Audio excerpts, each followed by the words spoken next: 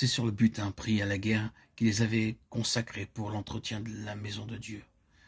1 Chronique 26, 27. Son édification.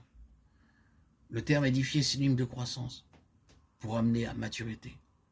Or, la croissance spirituelle ne se réalise jamais par des voies de facilité.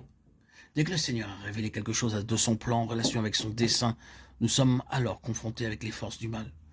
Et nous passons par les eaux profondes de l'épreuve, de l'adversité, où il nous semble que nous allons succomber sous la pression spirituelle à laquelle nous sommes soumis.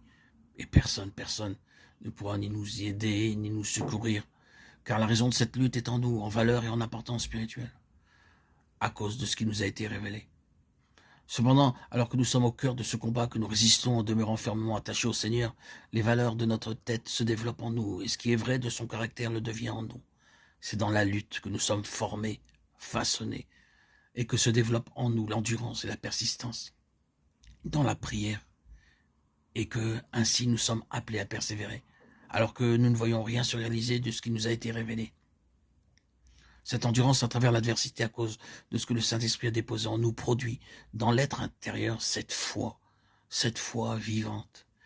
Il en est de même pour toute prise de position à l'égard de ce que nous savons être la volonté de Dieu, et lorsqu'avec un cœur déterminé, nous sommes entièrement engagés et livrés pour la cause du Seigneur. C'est ainsi que nous rassemblons les matériaux pour la maison de Dieu. Les valeurs spirituelles concentrées dans notre tête sont introduites en nous par le Saint-Esprit, alors que nous sommes aux prises avec les forces du mal. Et ces valeurs acquises sont apportées dans la maison de Dieu pour son édification. Il peut paraître surprenant que David, après toutes ces années d'expérience et de marche fidèle avec Dieu, soit tombé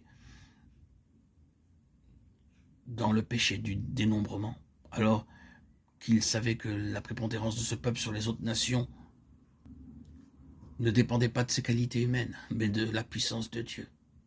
Ainsi, David commit ce péché de l'orgueil, à vouloir dénombrer le peuple d'Israël.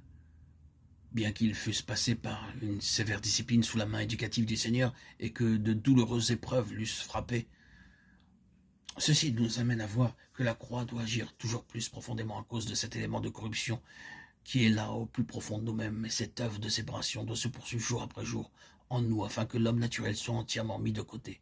Oui, il faut que la croix, avec ce qu'elle signifie, à savoir la fin de nous-mêmes, pénètre dans les profondeurs les plus intimes et secrètes de notre être, car nous ne savons pas ce qu'il y a de notre vie propre, de notre moi, dans les mobiles qui nous animent.